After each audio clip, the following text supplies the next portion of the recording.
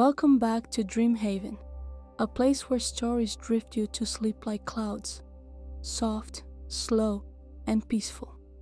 Tonight, let your mind float as we step into the Cloud Painter, a gentle tale of colors, dreams, and the endless sky.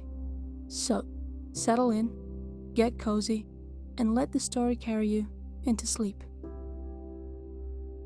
High above the world, where the air is crisp and the stars whisper secrets to the wind, there lives an artist unlike any other. His name is Lior, the Cloud Painter. With a brush dipped in the colors of dawn and dusk, he sweeps across the sky, turning wisps of white into breathtaking shapes. Majestic swan, rolling hills, and castles that float in the breeze. Lior's home is a drifting studio, nestled within the soft embrace of the clouds.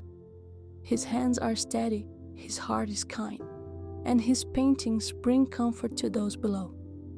The children who gaze upward in wonder, the dreamers who search for meaning in the shifting sky, they all find joy in his gentle creations.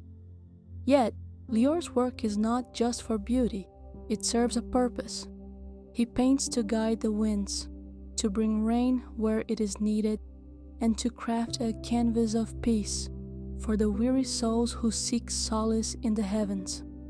One evening, as the horizon blushed with the last light of day, a faint shimmer appeared in the distance. A tiny star, no larger than a firefly, trembled as it floated toward Lior. "Cloud Painter," the star's voice was soft as moonlight. "I am lost." Lior knelt, gazing at the little traveler. "Lost? Oh, dear one, the sky is vast. How did you lose your way?" "I was playing among the constellations," the star admitted. "But I strayed too far. Now I cannot find my way back." Lior smiled gently, brushing a strand of golden mist into the air. "Then let us find your home together." And so the journey began. Chapter 2: The River of the Night. With a flick of his wrist, Lior painted a cloud shaped like a swan, its wings broad and inviting. "Come, little star, we shall ride upon the winds." The star nestled into the soft feathers of the cloudbird, and together they soared through the darkening sky. The air hummed with the quiet lull of the world falling asleep below, and the stars above twinkled like tiny lanterns in an endless sea. As they drifted, they reached the River of the Night, a silken stream of silver light that flowed across the sky. It was said that every star's reflection danced upon its surface, revealing the way home to those who were lost. The little star peered into the glowing waters, searching for a familiar glimmer, but the river whispered only rippling echoes. "Perhaps my home is beyond the river," the star sighed. Lior nodded. "Then we shall follow its path, for rivers always lead somewhere." And so they journeyed onward, the soft brush of night painting shadows beneath them. Chapter 3: The Dreamer's Valley. As they traveled, they passed over a valley where dreams were born. Below, soft clouds pulled like mist, cradling the dreams of those who slept. Gentle figures wove in and out of the mist. Foxes made of moonlight, ships sailing on unseen tides, and children laughing in worlds only their hearts could imagine. Lior paused, dipping his brush into the colors of the stars. He painted a bridge of light across the valley, so that lost dreams might find their way back to their dreamers. The little star watched in awe. "Do dreams get lost too?"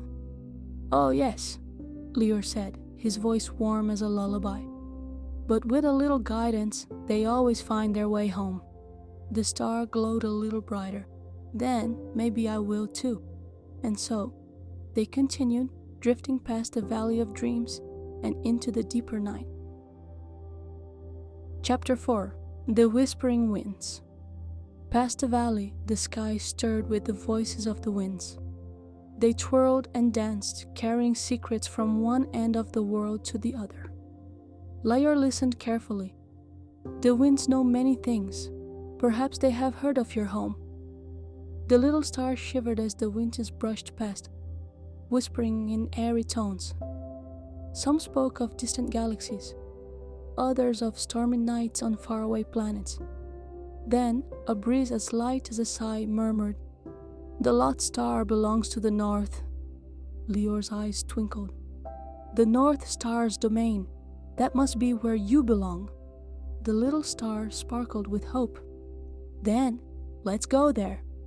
With a gentle hand, Lior guided their cloud northward, where the sky deepened into a velvet abyss filled with steady, guiding light. Chapter 5. The North Star's Embrace. As they approached the celestial north, a grand light pulsed in the distance.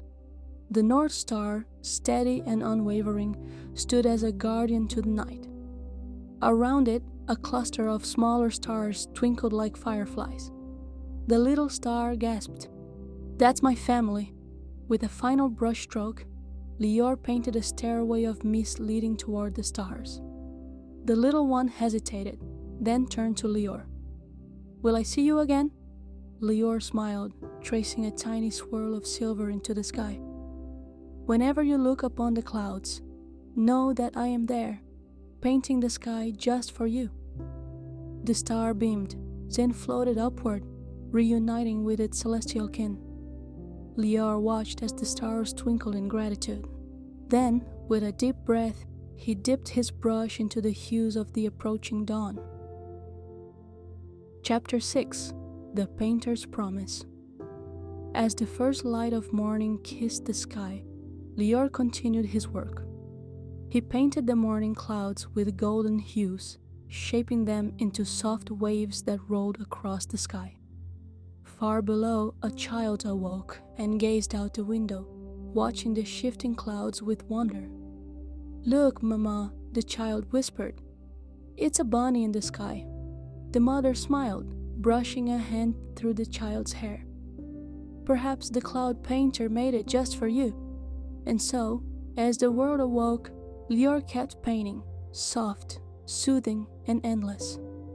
For as long as there were eyes to look up and hearts to dream, the cloud painter would always be there, shaping the sky with love. The end.